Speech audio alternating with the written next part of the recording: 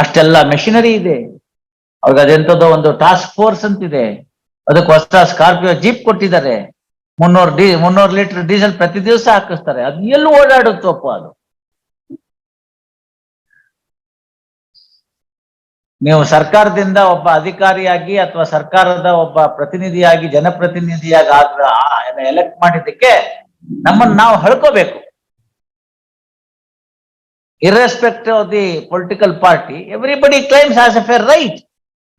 Unfortunate. Shivananda ಅವರೇ, ಮೊದಲನೇದಾಗಿ 2.5 ಎಕರೆ ಸರ್ಕಾರದ ಜಮೀನ ನೀವು ಇನ್ನೊಬ್ಬರಿಗೆ ಸುಪರ್ದಿಗೆ ಬಿಟ್ಬಿಟ್ರಿ, ಏನು ಆಕ್ಷನ್ ತಗೊಳ್ಳದಲ್ನೆ. ಅದೇನು 1-2 ದಿನ ಅಲ್ಲ, 40-50 ವರ್ಷ. ಇವತ್ತಿನ ದಿವಸ ಆ ಜಾಗ ಒಳ್ಳೆ ಪ್ಲಾಟಿನಂ ಬೆಲೆ ಬಂದಿದೆ, ಸುತ್ತಮುತ್ತ ಎಲ್ಲ ಡೆವಲಪ್ ಆಗಿದೆ. ಹೇಗಾಯ್ತೋ ಏನಾಯ್ತೋ ಗೊತ್ತಿಲ್ಲ. ಇವರು ಮೊದಲನೇ ದಿನ ಜಾಗಕ್ಕೆ ಬಂದಾಗಿಂದ ಹಿಡಿದು ಇಲ್ಲಿಯವರೆಗೂ ಆಗಿರ್ತಕ್ಕಂಥ ಎಲ್ಲ ಅಧಿಕಾರಿಗಳು ಆ ಜಾಗದ ಮೌಲ್ಯ ಎಷ್ಟು ಅಂತ ತಮ್ಮ ಶೇರಿನ ಪ್ರಕಾರ ಕೈಯಿಂದ ಜೋಬಿಂದ ದುಡ್ಡು ಹಾಕಿ ಕೊಡ್ಬೇಕು ಅಂತ ಆರ್ಡರ್ ಮಾಡಿದ್ರೆ ಸರಿ ಹೋಗ್ಬೋದೇನು. 48ನೇ ಇಸ್ವಿನ 50ನೇ ಇಸ್ವಿನ 60ನೇ ಇಸ್ವಿನ ಯಾವತ್ತು ಅವ್ರ ಜಾಗಕ್ಕೆ ಬಂದ್ರು ಅಂತಾರೆ. ಇವತ್ತಿನ ಮಾರುಕಟ್ಟೆ ಬೆಲೆ ತೆಗೆದ್ಬಿಟ್ಟು 60ನೇ ಇಸ್ವಿಯಿಂದ ಇಲ್ಲಿವರೆಗೂ ಯಾವ್ದಂತ ಎಲ್ಲ ಡಿಸಿಗಳಿಗೆ ಟೋಟಲ್ ಮೌಲ್ಯನ ಹಂಚ್ಬಿಟ್ಟು ಪ್ರೋರೇಟ ಕೊಡು ನಿಮ್ ಇದ್ದಿದ್ದಷ್ಟು ಪೀರಿಯಡ್ಗೆ ಅಂತಂದ್ರೆ ಅವತ್ತು ಸರಿ ಹೋಗ್ತಾರೆ. Day will come, I tell you, such a day will come fast. Will be asking the consent to pay it from their pocket. Then only they will realize. ನಿಮ್ಗೆ ಇಷ್ಟು ಮೌಲ್ಯದ ಪ್ರಾಪರ್ಟಿ ಹೋಯ್ತಲ್ಲ, ಇದ್ದಂತ ಪ್ರತಿ ಡಿಸಿಗಳು ಇದಕ್ಕೆ ಗಮನ ವಹಿಸಿ ತೆಗೆದುಕೋಬೇಕಾಗಿತ್ತಲ್ಲ. There were provisions of law which provided an action to be taken by each of the deputy commissioners who presided over that particular office over a period of time from the day that they entered into the land until today. Suo motu. And inaction thereof. Why should not we penalize them? ಪ್ರತಿಯೊಬ್ಬರ ನಿಷ್ಕ್ರಿಯತೆಯಿಂದ ಆಗಿರ್ತಕ್ಕಂಥ ನಷ್ಟನ ಸರ್ಕಾರಕ್ಕೆ ಅವರು ಇದ್ದಷ್ಟು ದಿವಸಗಳನ್ನ ಲೆಕ್ಕಾಚಾರಗಳು ಮಾಡಿ ಪ್ರೋರೇಟ ತುಂಬಿ ತಮ್ಮ ವೈಯಕ್ತಿಕವಾಗಿರ್ತಕ್ಕಂಥ ಹಣದಿಂದ ಅಂತ ಯಾಕೆ ಕೇಳಬಾರ್ದು? ಕೇಳಿದ್ರೆ ಅವತ್ತಿನ ದಿವಸ ಸ್ವಲ್ಪ ಸರಿ ಹೋಗ್ಬೋದು. ಇಲ್ಲೇ ಹೋದ್ರೆ where is the end for this? ಇತ್ತಲ್ಲ ನಿಮ್ಗೆಲ್ಲಾ ಪ್ರೊವಿಷನ್ಸ್ ಇತ್ತಲ್ಲ, ನೀವು ಮಾಡ್ಬೇಕಾಗಿತ್ತು. ಸೋಮೋಟೋ ಆಕ್ಷನ್ ತಗೋಬೇಕಾಗಿತ್ತು. ಪಬ್ಲಿಕ್ ಪ್ರಿಮಿಸಿಸ್ ಆಕ್ಟ್ ಇತ್ತು, ಬೇಡ ಹಾಗೆ ಒಕ್ಲೆಬ್ಬಿಸ್ಬೋದಾಗಿತ್ತು, ಬೇಡ ದಾವ ಹಾಕ್ಬೋದಾಗಿತ್ತು. ಸಿವಿಲ್ ಕೋರ್ಟಲ್ಲಿ ಹೋಗಿ ಯಾವತ್ತೂ ಹೇಳ್ದೆ ಕೇಳದೆ ಬಂದು ಕೂತಿದ್ದಾರೆ ಹೋಗಿ ಅಂತ. ಏನೂ ಮಾಡ್ಲಿಲ್ವಲ್ಲ.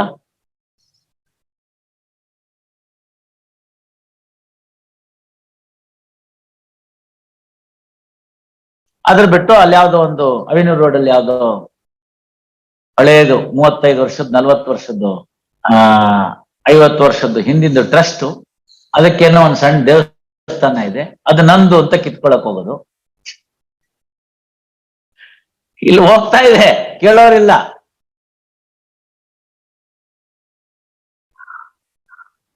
I had conducted that litigation.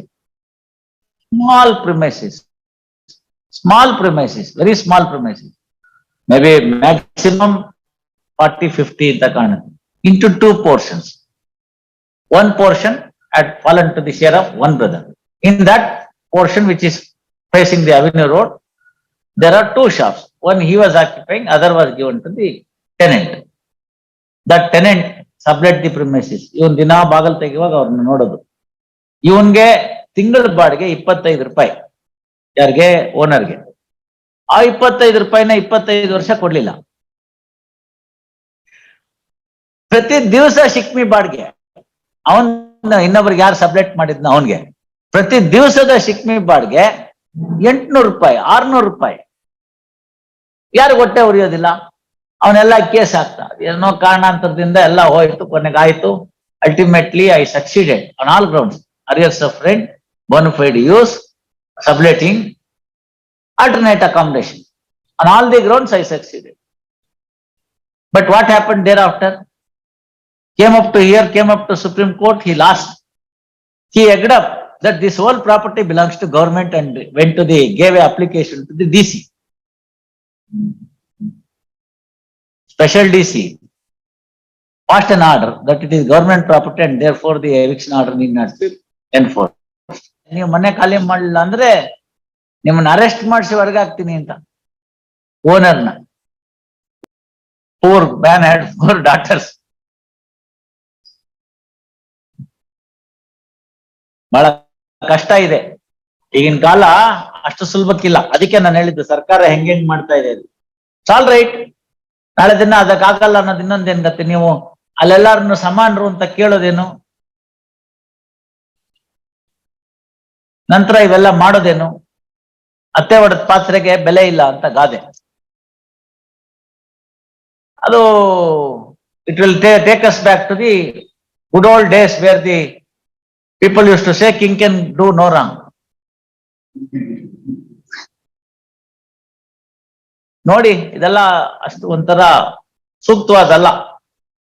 ನೋಡಿ, I can persuade your friend to give some portion and put an end to this, quietus to this litigation.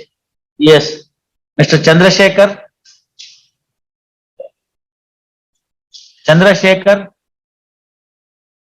ಪಾಸವರ್ ಅವ್ರು ಇವತ್ತು ಬರಲ್ಲ. ಇನ್ನ ಎಷ್ಟು ಡಿಸ್ಟ್ರಿಕ್ಟ್ ಇದೆ ಕರ್ನಾಟಕದಲ್ಲಿ? ಚಿತ್ರದುರ್ಗ ಬಿಟ್ಟು ಇನ್ನು 30 ಇರ್ಬೋದು. ಈಗ 31 ಜಿಲ್ಲೆ 30. ಅಲ್ಲಪ್ಪ, ಜಿಲ್ಲೆ ಎಷ್ಟಿದೆ ಅಂತ ಹೇಳ್ಬೋದಲ್ಲ ನೀವು? ಯಾದಗಿರಿನೂ ಸೇರಿ ಜಿಲ್ಲೆ ಎಷ್ಟಿದೆ ಅಂತ ಹೇಳ್ಬೋದಲ್ಲ? 30 ಇದೆ. ಈಗ ಚಿತ್ರದುರ್ಗ ಒಂದು ಮೈನಸ್ ಮಾಡಿದ್ರೆ 29 ಆಯ್ತು. 29 ಜಿಲ್ಲೆಲೂ ಆರ್ಗ್ಯುಮೆಂಟ್ ಮಾಡಕ್ ಹೋಗ್ಬೋದೇನೋ, ಕೇಸ್ ಒಂದ್ ಬಿಟ್ಟು ನೋಡೋಣ. If it doesn't turn up by afternoon, will dismiss the case for non prosecution. ಕರ್ಕೊಂಡ್ಬರ್ಬೇಕಮ್ಮ ನಿಮ್ ಲಾಯರ್ನ. ಮತ್ತೇನ್ ಮಾಡೋದಮ್ಮ? ಡೇಟ್ ಎಲ್ಲ ಕೊಡಕ್ ಆಗಲ್ಲ.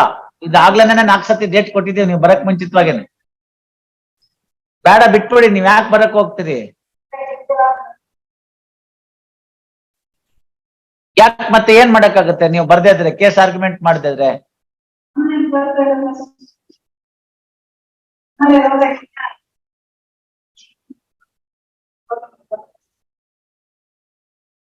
ಸಮಯ ಕೊಡೋದಿಲ್ಲ. ಮಧ್ಯಾಹ್ನ 2:15 ಕರ್ಕೊಂಡ್ ಬನ್ನಿ, ಬರ್ಕೊಳ್ಳಿ. ಮಧ್ಯಾಹ್ನ 2:15 ಕರ್ಕೊಂಡ್ ಬರ್ತೀರೋ ವಜಾ ಮಾಡ್ಲು?